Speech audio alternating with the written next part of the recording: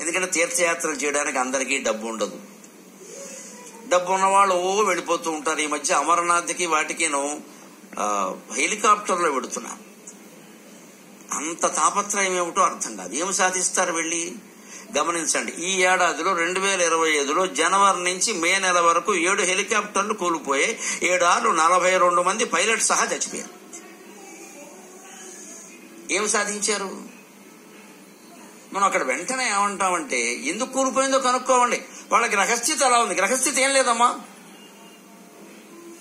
అక్కడ వాతావరణం మారిపోయింది. ఎందుకు మారిపోయింది తెలుసా?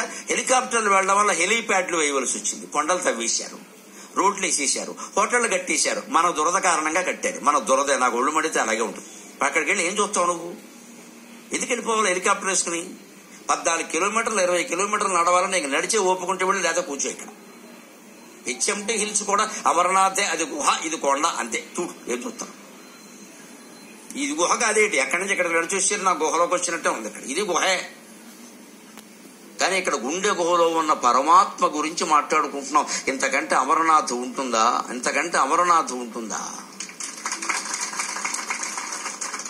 ఇక్కడికి వచ్చి జ్ఞానాన్ని పొందినవాడు అమరనాథ్ వెళ్ళవలసిన అవసరం లేదండి. నేను వెళ్ళలేదమ్మా. ఏ పుణ్యక్షేత్రానికి నేను వెళ్ళాలా? మాకు మొహమాటం లేకుండా చెప్పి నేను వెళ్ళను. నాకు నియమం అది. నా ప్రవచనం ఉంటేనే నేను వెడతాను. కేవలం దర్శనం అవసరం లేదండి. నా గుండెలో నేను చూడగలను. నన్ను మన్నించండి, నన్ను వదిలేయండి, నన్ను ఇబ్బంది పెట్టండి. ఆ ప్రవచనం పెడితే అక్కడ గుడి ఉంది కాబట్టి వెళ్ళొస్తాం. కాశీ నుంచి కాకినాడ వరకు మొత్తం అంతే. కానీ నేను చూడని పుణ్యక్షేత్రం లేదు. అన్నీ చూసేశాను. భగవంతుడు అదృష్టం అంటే వాళ్ళే నన్ను పిలిచేలా ఏర్పాటు చేశాడు. లేదా ఇప్పుడు అరుణాచలం వాళ్ళు నాకు ఫోన్ చేయడం ఏంటి? ఇంతమంది ఉంటాను. మీరు చెప్పండి, మీరు చెప్తే జనం వింటారు. ప్లాస్టిక్ కాలుష్యం పెరిగింది, మీరు చెప్పండి అని ఇందాక నేను వస్తుంటే అడిగితే ఏదో ప్రవచనానికి అడుగుతున్నాను, రేపు చేయండి, సావకాశంగా మాట్లాడతానని చెప్పి వాళ్ళకి నేనెందుకు దొరికానమ్మా?